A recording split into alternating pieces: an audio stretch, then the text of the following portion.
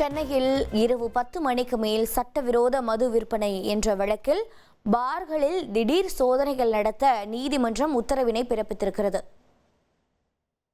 டாஸ்மாக் பார்களில் சட்டவிரோதமாக மது விற்கப்படுகிறதா என்று திடீர் சோதனைகள் நடத்த உயர்நீதிமன்றம் உத்தரவு பிறப்பித்திருக்கிறது. விவரங்களை செய்தியாளர் சுரேஷ் வழங்க கேட்கலாம். சுரேஷ் வணக்கம். உயர்நீதிமன்ற உத்தரவின் தகவல்கள் என்னென்ன?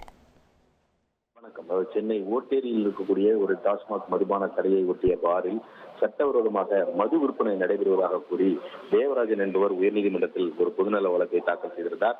அந்த மனுவில் டாஸ்மாக் கடை விற்பனையாளர்கள் மற்றும் மேற்பார்வையாளர்களுடன் கூட்டு சேர்ந்து பார் உரிமம் பெற்றவர்கள் விற்பனைக்கு தடை விதிக்கப்பட்ட நேரங்களில், அதாவது இரவு 10 மணிக்கு மேல் சட்டவிரோதமாக பார்களில் மதுபானங்கள் விற்று வருவதாகவும், இது சம்பந்தமாக டாஸ்மாக் நிர்வாகத்துக்கும் காவல்துறைக்கும் புகார் அளித்தும் எந்த ஒரு நடவடிக்கையும் எடுக்கவில்லை என்பதால் தனது புகாரின் அடிப்படையில் நடவடிக்கை எடுக்க உத்தரவிட வேண்டும் என்ற ஒரு கோரிக்கை அந்த மனுவில் முன்வைக்கப்பட்டிருந்தது.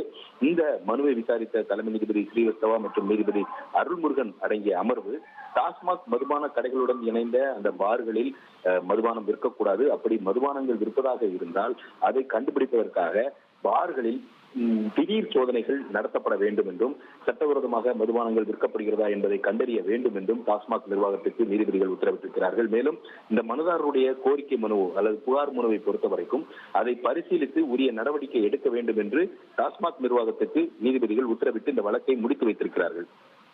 உங்களுடைய தகவல்களுக்கு நன்றி சுரேஷ். அதிமுக்கிய விவரங்களை அனைவருக்கும் புரிய வைக்கும் பாட்காஸ்ட். பொருளாதாரத்தை பல ட்ரில்லியன் ஆயுதங்களை கொள்முதல் செய்கிறது. சம்பவங்களை தேடி களத்திற்கே உங்களை அழைத்து செல்லும் ஸ்பாட்லைட். அங்க இருக்கக்கூடிய கள விவரங்கள் என்ன? இந்திய ராணுவம் 5 வருஷமாவே சார் எனக்கு ரொம்ப பிடிக்கும் அவர் வர்றதுக்காக. எங்களுடைய நியாயமான கோரிக்கை. Even at the cost of stopping. பார்வையாளர்களையும் செய்திக்குள் பங்கெடுக்க செய்யும் மக்கள் குரல்.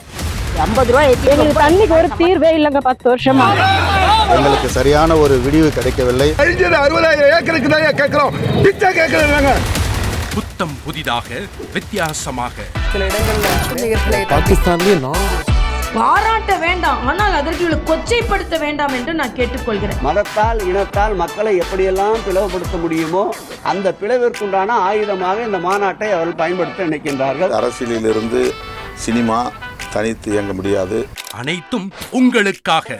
எப்போதும் இணைந்திருங்கள் தந்தி டிவியுடன்.